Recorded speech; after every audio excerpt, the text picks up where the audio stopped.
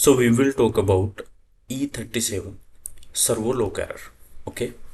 So E37 servo lock error fault occurs when one or more of following occurs, like lookup torque, more is applied to motor, or there could be issue with the motor parameter setting. Okay.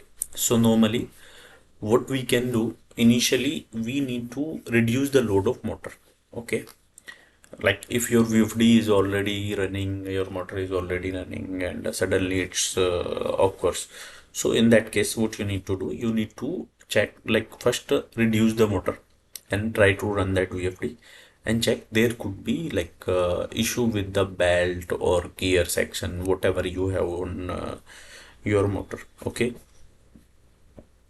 Second, what you can do, you can check the frequency, voltage, capacity, current, speed. Okay, and try to auto tuning also. Okay, so check all the parameter setting are properly mentioned into the VFD. Like there is an nameplate on motor, and check all the nameplate data is actual mentioned into the VFD. Don't change the data. Okay, and try to auto tune again. Okay, and check there is not any issue, and try to resolve this error first and try to run it again. Okay, so what you need to do, you need to reduce the load, check gear section and everything, and then try to run it, then check all the parameters are same, and try to auto tune and check like motor and like motor related equipment, everything is okay. So then try to run it again. If these all are things are okay, but still it is showing the same error when you are running the motor, so there is the issue into the VFD. Okay, there is a one current transformer CT into the VFD.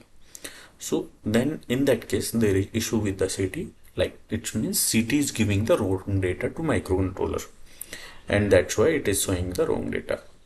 So you need to repair in that case. If still your problem is not resolved, you can write a mail to me on email ID incassalesone@gmail.com. And I have one PDF also that is chargeable. But with that, you will get a lot of knowledge about the VFD and VFD problems and how you can resolve the issue related to